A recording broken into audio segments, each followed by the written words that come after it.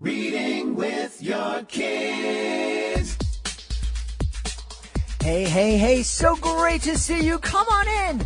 Hi, my name is Jedley, and this is the Reading with Your Kids podcast, coming to you from the beautiful neighborhood of Reedville in the southwest corner of Boston, Massachusetts. We are so happy that you're part of our beautiful Reading with Your Kids family. We don't want you to miss an episode. So please be sure to subscribe to the show on the iHeartRadio app, on Spotify, on Podbean, on Podcast Addict, or wherever you find your podcast. We have a wonderful guest, our dean of all things STEM and STEAM. Jennifer Swanson is back with another great STEM Tuesday edition of the show. On the last episode of the Reading with Your Kids podcast, we featured Dr. John DeGarmo, the author of the brand new little book of foster care wisdom, which is being published by our friends at Familius. We're really proud that Familius is a sponsor of the Reading with Your Kids podcast. Familius is a global trade publishing company that publishes books and other content to help families be happy. Familius believes that the family is a fundamental unit of society and that happy families are the foundation of a happy life. Familius recognizes that every family looks different, and they passionately believe in helping all families find greater joy. To that end, Familius publishes books for children and adults that invite families to live the Familius 9 habits of happy family life. Love together. Play together, learn together, work together, talk together, heal together, read together, eat together, and laugh together. Check them out. You can check out their website, Familius.com, and follow them at Familius Talk on Instagram. And that way you'll be able to learn all about all of their great titles and stay up to date on the latest releases. Our friends at Familius, we love them. Familius.com and also at Familius Talk on Instagram. We are also so very proud that the Reading with Your Kids podcast is being sponsored by the Nature Club, a series of nature-based books for middle grade readers by author and wildlife biologist Rachel Mazer. Rachel will be on the show later this week, and she's going to tell us all about the Nature Club, and I'm so excited to introduce you to her. The Nature Club is made up of a diverse group of 5 friends. Now, each book in the series tells the story of one of the kids and how they approach a challenge of growing up. Now, these challenges include moving, parents divorcing, and health issues. The stories each run parallel with stories about wildlife and the challenges that wildlife face, including migration, metamorphosis, and foraging for seasonal foods. Each book ends with the kids finding ways to take simple actions to help themselves and to help the wildlife they love. Readers learn about the natural history of birds, monarch butterflies, bears, raccoons, frogs, and bobcats. What kid doesn't love bobcats? And I love butterflies too. At the end of each book, there are discussion questions and a section on additional information about the featured animal. For more information, you can find the Nature Club on Facebook or Instagram at The Nature Club Books or on the internet at natureclubbooks.com.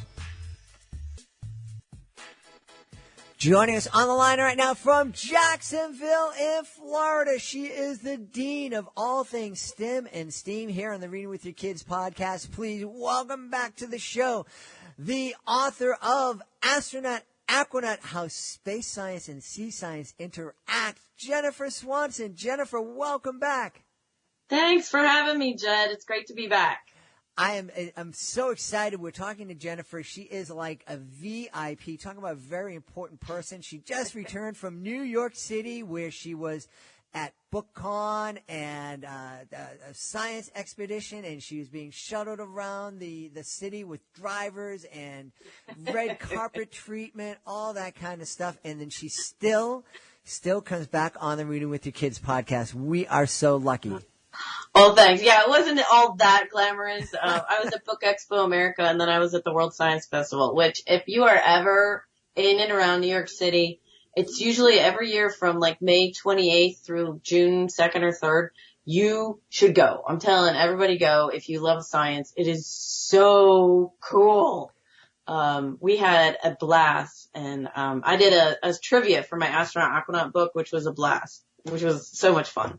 But they have tons of stuff for kids. They have tons of stuff for geeky adults. It was great. Perfect. Well, we're excited to have you back because Jennifer brings, she's also the driving force behind the STEM Tuesday blog at the Mix Up Middle Grade Files. And we're so excited because she comes on, and this is such a great blog. It just brings together books and authors and topics, and it really makes exploring STEM fields exciting. So what are we talking about today? So this month, since we're a little behind. So this month was March, and we were celebrating Women's History Month. Yay! So the first week, two of the members of my team, Patricia Newman, who you've had on the show before, Patty Newman, and Nancy Castaldo, they always do a fabulous book list. So this one, of course, is all about women in STEM.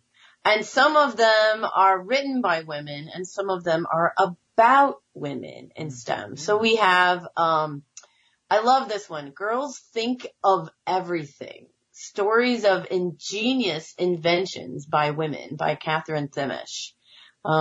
This one is so cool because it has teens in here, teenagers. There's Alyssa Chavez, a Latino teen who invented the hot seat to prevent infant deaths in hot cars. Wow. Which is, you need to do.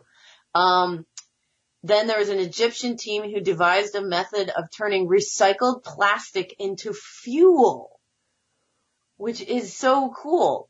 So that book is a great one for if you have girls that are interested in how they can change the world and invent things. You don't have to be an adult. You can be a kid. And do that. We have Women in Science, 50 Fearless Pioneers Who Changed the World by Rachel Ignatowski, if I said her name right. This one is a biography of 50 different women. It's really cool because they're little short biographies and what they have done to change the world with science. So this is a great kind of reference book. If you're in school, because we know that sometimes you have to write a essay about where am I going to find some women in STEM. This book, try that. Yeah. We have, of course, The Hidden Figures Young Readers Edition by Margot Lee Shetterly. That is a fabulous book about the women who helped NASA. And then we have, of course, you couldn't have a month without Marie Curie for Kids, her life and scientific discoveries.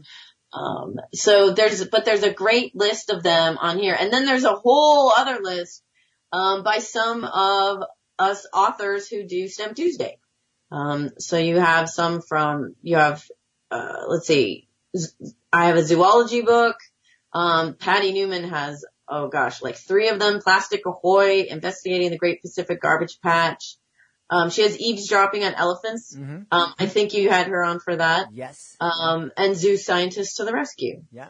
So this book list, if you're looking for women in STEM, this is chock full of books. And I love this because it's, you published it in March during Women's History Month.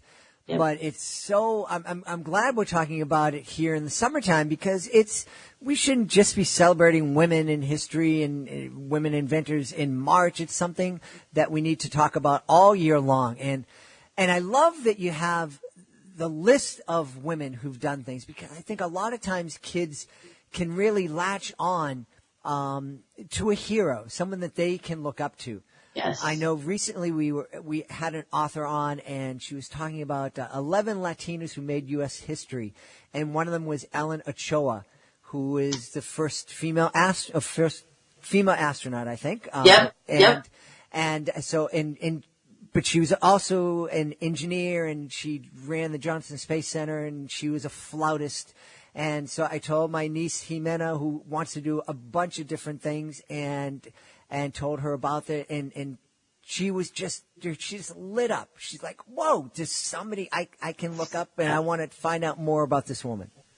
Right. And that's what this is about. And that's hopefully why you get girls to read this, is that also to realize that you can, like, any of them can do it. And if you look at the backgrounds of a lot of these women who have succeeded in STEM, they don't have anything special. They don't have special connections. They just have a love of science or engineering or math, whatever it is, technology, just like the boys do. Mm-hmm. So you just need to follow your passion. But it's really cool to see them all in one book and be like, hey, I could do that. Or to be inspired by the teenagers and be like, hey, I can invent that. Right? Yeah, I do love that, the teenager thing. That's just awesome. Yeah.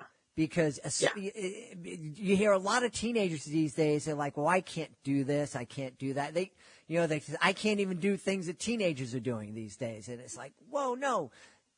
You can do some great things. You have a great mind, and there's lots of ways for you to get out there and make a difference in the world.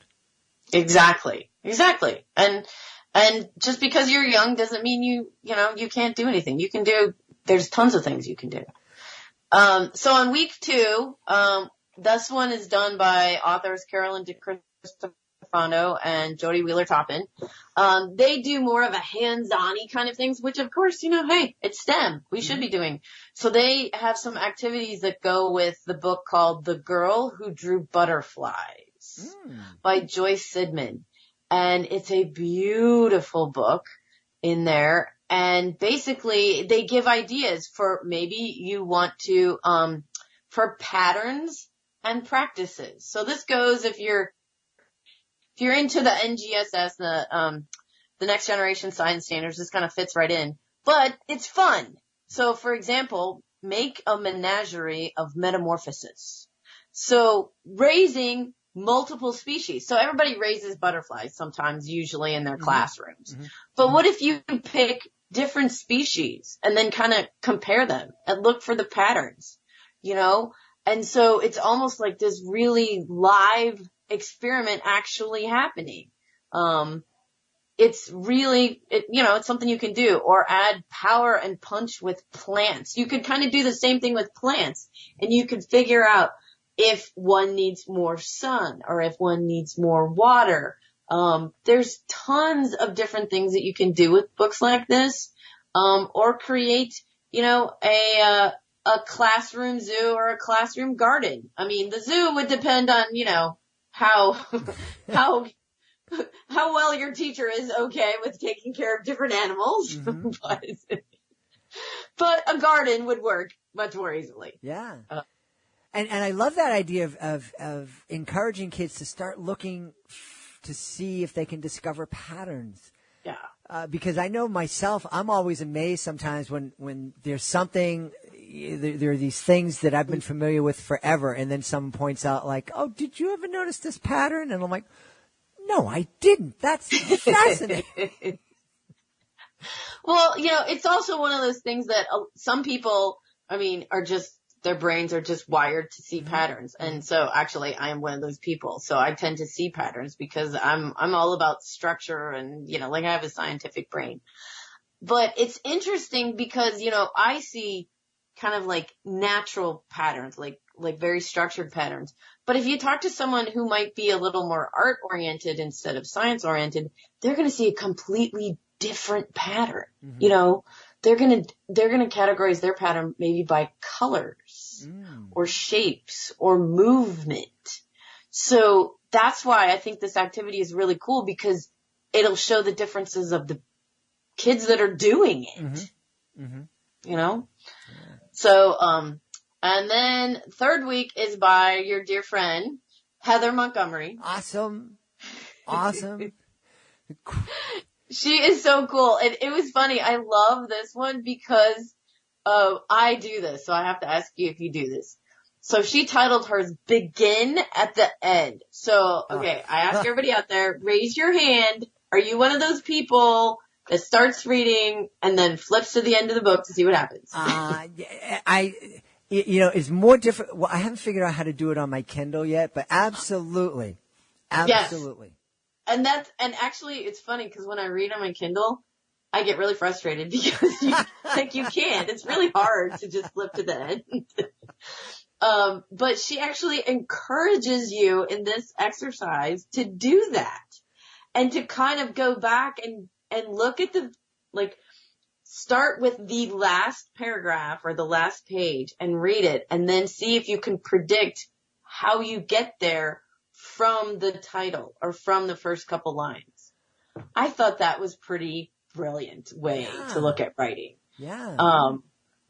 Turn stuff upside down, I think is really, I don't know. I just think that's really cool. Well, it really is. And I was actually recently thinking about this. I was watching a movie that, kind of bounced back and forth. And sometimes it was kind of hard to, we're in the past, we're in the future, what's going on here? But just writing in that way, it's not something that I've ever tried to do, to start at the end and then work your way backwards. When it's done well, it's a fascinating way to tell a story. It is. Well, and then, maybe also I liked it because it sort of validates what I do because everybody says, don't skip to the end. You have to read all the rest of it. Yeah. But sometimes I like to know where I'm going. Mm-hmm. But if you do that with the girls, book of everything, so the Girl Inventor ones, what's interesting is at the end there's a challenge for the readers to get busy inventing themselves. So that's kind of really cool. So you could go back and look at all the things that were invented and then just figure out, oh, hey, maybe I have this problem and I know how to solve it now. I can invent something to fix that. That's really cool. And I really love that. And I think that's the future is, kids, because so many of the everyday tasks that people have been doing for jobs are being taken over by automation. And so we need to really start having our kids thinking about problem solving, and, just really thinking in a very different way, because there's not a lot of jobs at McDonald's anymore. They're going away, and we need to start getting our kids thinking in more creative ways. Right. And being a problem solver and is huge. I mean, I have kids who are, out looking for jobs. So do you. Mm-hmm. And, one of the things that employers look for is being able to problem solve, to think on your feet. And all of this stuff comes from STEM. And not just STEM, of course. There's other fields where you learn this too. But, being able to see things and kind of figure things out, that's where we're headed. Like you said, because maybe you're going to be in charge of the automated thing that does this, and and it breaks down and you have to figure out, well, how do I fix this? Right. Yeah. Yeah. I've talked to many, business leaders and presidents of companies, and they've told me that, the thing that they're looking for most in young people when they're hiring are not things that they're taught in school. They're looking for that creativity, that ability to think outside the box and problem solve. And they're looking for people who can get along with others and work together as a team. Oh, yeah. Yeah, those are two big ones. Yeah. But, hopefully if you have girls especially, but really these books are for boys and girls. Sure. But if you have kids that are interested in science or technology, engineering and math, that you'll take a look at this month. Because like I said, Nancy Castaldo and Patty Newman, they did a great job putting a list together. Mm-hmm. The last week they actually interviewed Catherine Thimish, the one who wrote Girls Think of Everything, the stories of ingenious inventions. And I thought this was interesting. She actually wrote this book initially in 2000, the year 2000. And she said at the time, STEM didn't even exist. They weren't using that word. And I thought, wow, really? Now it's everywhere. Everybody says STEM and you know what it is. But I guess that was 19 years ago and no one had just coined the term STEM, science, technology, engineering, and math. Right. So I thought that was interesting how, a word can just become part of our vocabulary after a while. Yeah, and after not too long. Yes. Yeah. Yes. Yeah. And it's great. You're talking about these books being great for boys to inspire boys, I think it's great for young boys, young men to read these books so that they can understand that, yes, the way that some people thought in the past that girls weren't capable of doing these types of things, get that thinking gone, to really help them understand that, yes, this girl that's sitting next to you in class, she could be the partner that helps you discover something amazing. Yes, exactly. And, and the other thing and we've talked about this before is I firmly believe that science and STEM is diverse. Mm-hmm. So, as people of all backgrounds, of all races, of all cultures that can contribute to this, to me, science is the one kind of leveler for all that kind of stuff, because the more different opinions you bring to a STEM problem, I think the better you're going to be able to solve it. And it's really great to watch kids come together, when they don't have to worry about their backgrounds or whatever. Mm-hmm. It's, and they just are inventing something just to help humanity or something like that. Yeah, it really is exciting. And it's exciting for me to see kids who are excited about a project. Yes, exactly. Well, and that was me. I mean, I was that kid in the garage who would make all these things and put them together. And, back when I was a kid, my dad had a workshop, which I don't know if your dad had that. So, we hammered nails and made stuff. And then, of course, we used super glue, which, was pretty much out. And yeah, you glued stuff together. And then, of course, duct tape. So, you can make some pretty interesting things with all of those. Absolutely. Yes. Now, did you blow anything up when you were out tinkering? Okay, I remember setting a couple things on fire. So I don't think that we actually blew anything up, unless it was a tire that we probably overinflated. Okay. But we weren't really allowed to do stuff like that. But we would occasionally set things on fire. But we were safe about it. It wasn't like we were trying to burn down the garage. Right. This would have been outside in a dirt area and all this kind of stuff.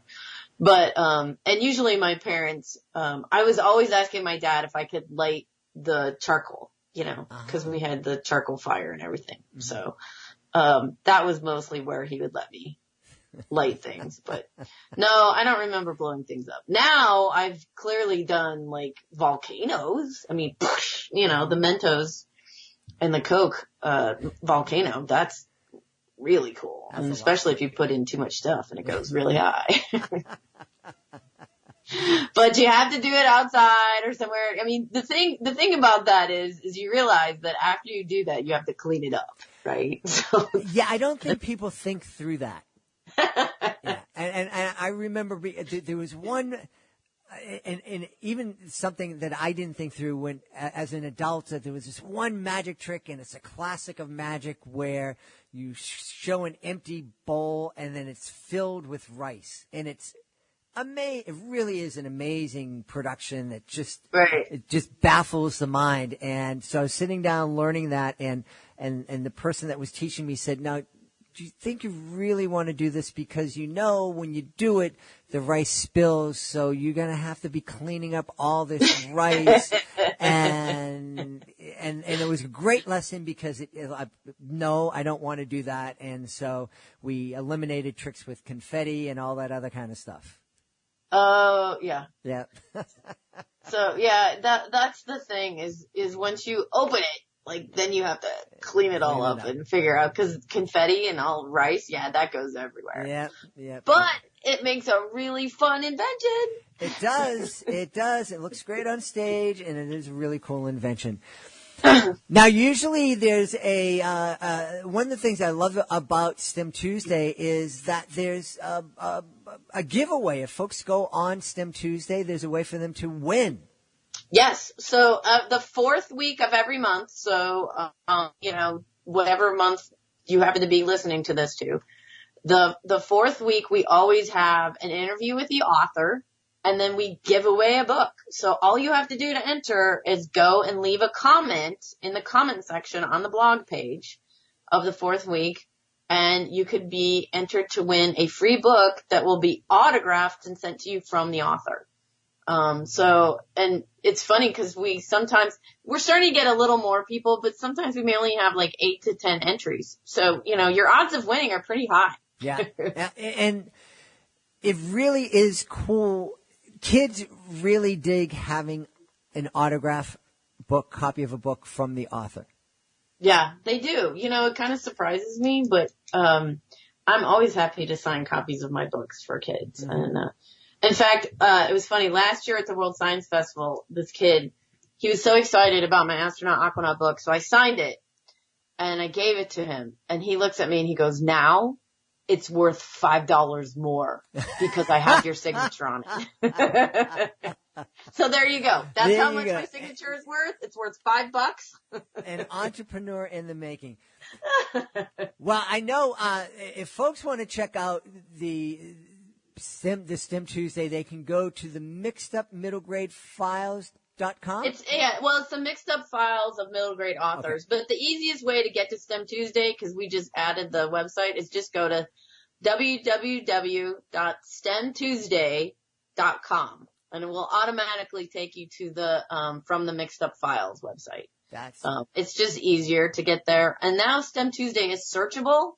So if there's a topic, like if we're covering a different topic this month and you need something for your classroom or for your kids about animals or about climate change or anything else, you can just search and see if we've done a topic on it. That's fantastic.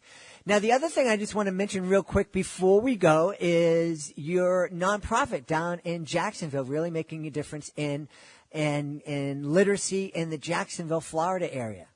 Yeah, so it's called kidliteracy.org, and you can find us there. And we are so excited because last month we had raised enough money. We were able to place 6 authors in local schools, 4 of which were Title I. And so some of these schools had never had author visits before. And so we sent the authors there. They did their amazing visits. And then we were able to give each of the schools $500 worth of the author's books for whatever. They could go into the library. They could give away as prizes at the end of the year to kids. So it's going really well. We're really excited about it. And hopefully we'll just, it's all about the fundraising. So as we keep going, we will put more, kids in, school or authors in schools. But I have to say, I went there the first day and it was amazing to watch these kids put it together that person is the author of the book they were holding in their hand. It was magical. That's awesome. And where can folks go to find out more about that? So it's www.kidliteracy.org. Kidliteracy.org. Well, I'm real excited about that. I'm real excited about STEM Tuesdays, and I'm real excited about folks going out and learning more about women in history and women in STEM. We've been talking to one of our favorite women in STEM, Jennifer Swanson. Jennifer, thanks so much for being on the show. Thanks for having me, Jed. Please be sure to join us for the next edition of the Reading with Your Kids podcast. Our guest will be Dr. Connie Tate. She is an author and also a reading specialist. She shares some great information about the value of reading with your kids. She also tells us about her really fun books. Don't miss it, the next episode of the show, Dr. Connie Tate. Hey, if you are the author of a great children's book, be sure to check out our Reading with Your Kids Certified Great Read program. We have a panel of evaluators. They're teachers, they're parents, they're kids. If they believe that your book is worthy of 4 or 5 out of 5 stars, it becomes a certified great read. And with that status comes all sorts of great promotional tools to help your book stand out amongst a crowd of so many children's books that are published every single year. Check it all out at our website, readingwithyourkids.com. Want to thank Jennifer Swanson for being here today. Be sure to check out her STEM Tuesday blog. We also want to thank our friends at Familius for sponsoring the show. We also want to thank Rachel Mazer and the Nature Club for sponsoring us.